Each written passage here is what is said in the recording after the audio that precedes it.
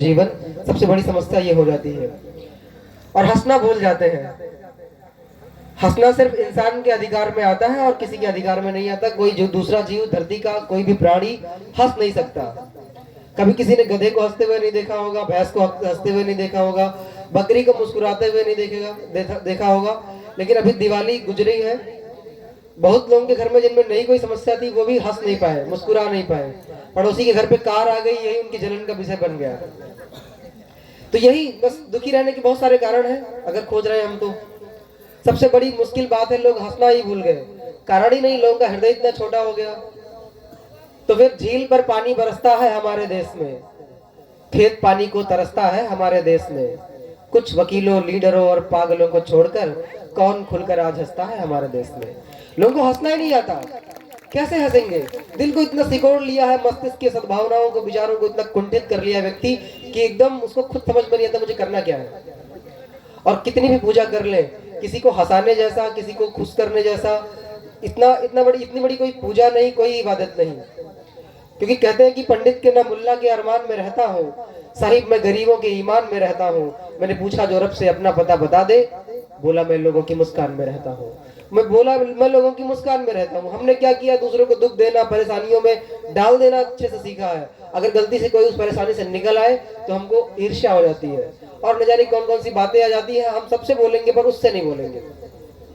इसीलिए हर बात 3 दिन से लगातार मैं दोहरा रहा हूँ कि किसी का पड़ोसी अच्छा नहीं होता, किसी का पड़ोसी अच्छा नहीं होता। कहते थी मुझे एक अच्छे पड़ोसी की तलाश, उम्र भर घर ही बदलता रह गया। किसी को नहीं मिलता। सोच को ठीक करके देखें। गुरुदेव ने यही काम करने के लिए सोचा है और उन्होंने विचार क्रांति अभियान चलाया है, गायत्री परिवार का यह मिशन खड़ा किया है और हम सभी को आपस में एक सूत्र में बांधा है। विचार परिवर्तन के जरिए, सद्भावनाओं का परिष्कार के जरिए, सत्प्रवृत्ति संवर्धन और दुष्प्रवृत्ति उन्मूलन के जरिए एक ऐसा एक परिवार लाके खड़ा कर दिया है। आप लोग अगर यहाँ बैठते हैं, आपके कानों तक आवाज जाती है, आपको ये बात लगती है कि हाँ आपका दिल, आपका हृदय समर्थन करता है, यकीन मानिए आपको ये भरोसा करने की आवश्यकता है कि आप चाहे पीला कपड़ा पहनते हो ना पहनते हो कोई फर्क नहीं पड़ता, गायत्री मंत्र करते हो ना करते हो कोई फर्क नहीं पड़ता, लेकिन आप इस परिवार के, इस संस्था के हैं, आपको ये मानने की आवश्यकता है।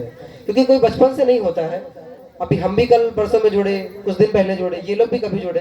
एक दिन तो ऐसा होता है कि जब हम पहली बार किसी संस्था में आते हैं, संस्था मायने नहीं रखती, ये पूरा का पूरा एक परिवार है जिसमें हम लोग जुड़ गए हैं। समस्या की बात क्या है कि अंधेरा, अंधकार, अज्ञानता इस तरह से भर गई है लोगों के जीवन में। समझदारी इतनी घट गई है कि लोग अपने दिल को चाहते हैं बड़ा करना पर कर ही नहीं पाते। अभी हमने दीपावली का त्योहार मनाया है लेकिन प्रकाश नाम की कोई चीज नहीं है। दीदी बता ही रही थी कि पीछे एक एम्बुलेंस है, सामने से हम लोग इतना पूरा करते जा रहे हैं, उसको हॉर्न बजाया जा रहा है, हूँ साए साए की आवाज करे जा रहा है, पर किसी को साइड देने का नहीं पड़ा है। दिवाली मना तो ली, दीपक जला तो लिया, लेकिन प्रकाश नाम की कहीं कोई चीज नहीं है। एक दिन मैंने अचानक सूर्य से कुछ यूं कहा, आपके साम्राज्य में इतना अंधेरा क्यों रहा? है अंधेरा वो हमारे दिलों का, मनों का। एक दिन मैंने अचानक सूर्य से कुछ यूं कहा, आपके साम्राज्य में इतना अंधेरा क्यों रहा? तो तमाकर वो दहाड़ा, मैं अकेला क्या करूं? तुम निकम्मों के लिए मैं ही भला कब तक मरूं?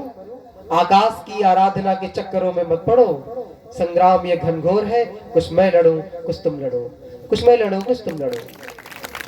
और एक बहुत बड़े कवि हैं, वो देश के ऐसे कवि हैं जो 3 बार मंत्री रहे और उन्होंने ये अनुभव बताया है कि जब कोई व्यक्ति मंत्री बन जाता है, नेता बन जाता है, तो जनता उनको क्या मानती है? या तो फरिश्ता मानती है, या तो देवता मानती है, या तो राक्षस मानती है। बीच का कोई हिस्सा उसके लिए नहीं होता। या तो उसको गालियां मिलती है या तो फिर उसको दुआएं मिलती है, बीच का कोई हिस्सा उसके लिए नहीं है। वो अपने अनुभव से कहते हैं कि जब धरा पर धांधली करने लगे पागल अंधेरा और मावस धौंस देकर छीन ले तुमसे अंधेरा, तब तुम्हारा हार कर यूं बैठ जाना बुज़दिली है, पाप है। आज की इन पीढ़ियों का बस यही संताप है। और मैं समय पर कह रहा हूं, और अब क्या शेष है? तुम निरंतर बुझ रहे हो, बस इसी का क्लेश है।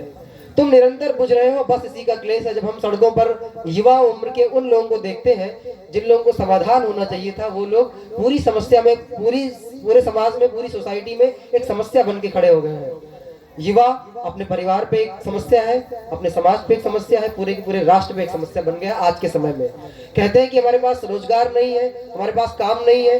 अरे काम कैसे होता? अगर हमारे दिमाग में सपने होते तब ना। सपने ही नहीं है, कुछ करना ही नहीं चाहते, कैसे काम होगा? हम लोग मिलकर के इतनी सारी बातें सोचते हैं, उसका 1% भी पूरा कर नहीं पाते। सुबह से लेकर के शाम तक का सारा समय बीत जाता है, वो काम करने का अवसर ही नहीं आता। बाकी लोगों के पास काम नहीं है, इसलिए नहीं क्योंकि उनके आंखों में सपने नहीं है। कल मैंने बात कही थी कि जिनकी आंखों का मर गया पानी, उन नदी के सपने भी जो बुन नहीं सकते, देश की मिट्टी पे वो जान क्या देंगे, देश की बातें भी जो सुन नहीं सकते। हमको सुनना नहीं आता, हम सुनना ही नहीं चाहते। कहाँ से सपने आए? जब हम महापुरुषों की कहानियां, बड़े बड़े लोगों की कहानियां, वैज्ञानिकों की गाथाएं पढ़ते हैं, सुनते हैं, समझते हैं, तब हमारे दिल में, हमारे अंतःकरण में सपने जगते हैं, सपने आते हैं। सपने नहीं है, इसलिए हम लोग खाली हाथ बेरोजगारी और न जाने कौन कौन सी समस्याओं को समाज से लड़ा रहे हैं जबरदस्ती। समाज में कोई समस्या है नहीं, हमने खड़ा करके रखा है, हमने खड़ा करके रखा। अगर मान लो मेरी बहन को, हमारे आसपास की आपके बहनों को कहीं जाना हो तो हमारे माता पिता और सारे लोग डरते हैं, नहीं जाने देते। क्यों? क्योंकि सोसाइटी हमने ऐसी बनाई। और दुख की बात ये नहीं कि ये सब हो रहा है, दुख की बात ये है कि हम लोग हैं, जिंदा है और ये सब हो रहा है। हम लोग कुछ करना नहीं चाहते। हमको लगता है कि बस अपने परिवार के बच्चों को सेफ रखेंगे, उनको कहीं बाहर जाने नहीं देंगे, थोड़ी बाउंड्री खड़ी कर देंगे, थोड़ी सुविधाएं उनको सारा घर में दे देंगे, बस हो जाएगा। कुछ दिन बाद निकल के देखना कि सारा कुछ करने के बाद हम कितने फेल रहे, और अपने बच्चे के अंदर भी वही संस्कार वापस जब आ गया तो फिर आंखों से आंसू नहीं कुछ और निकलते हैं, जिनको शब्दों में बयान नहीं किया जा सकता। हर माता पिता का ये दर्द होता है, लेकिन फिर हम कुछ नहीं करना चाहते और हमको लगता है कि अपने आप सब कुछ ठीक हो जाएगा, हमको कुछ करने की जरूरत नहीं पड़ेगी। उसके लिए एक बात कहता हूँ और फिर मैं अगले क्रम को आगे बढ़ाता हूँ कि सूर्य तो अपने समय पर आप ही आ जाएगा, सूर्य तो अपने समय पर आप ही आ जाएगा। इस भ्रम में ये अंधेरा देश को खा जाएगा, इस भ्रम में ये अंधेरा देश को खा जाएगा। और उनके लिए कहना है कि जो युवा है, उम्र चाहे कितनी भी क्यों ना हो, जब धरा पर धांधली करने लगे पागल अंधेरा और मावस धौंस देकर छीन ले तुमसे अधेरा, तब तुम्हारा हार कर यूं बैठ जाना बुजदिली है, पाप है। आज की इन पीढ़ियों का बस यही संताप है। हाय रे सब्र का ये बांध तुमने पूछ कर किससे बनाया, कौन है जिसने तुम्हें इतना सहन करना सिखाया। तोड़ दो ये बांध और बहने दो नदी को, दांव पर खुद को लगाकर धन्य कर दो इस सदी को, दांव पर खुद को लगाकर धन्य कर दो इस सदी को। हमें खुद से शुरुआत करनी पड़ेगी, अपने आप से। गायत्री परिवार का यही है, अपना सुधार संसार की सबसे बड़ी सेवा। शुरुआत यही से होती है। आइए एक और प्रज्ञा गीत सुनते हैं और इस क्रम को आगे बढ़ाते हैं। आज अंतिम दिवस है।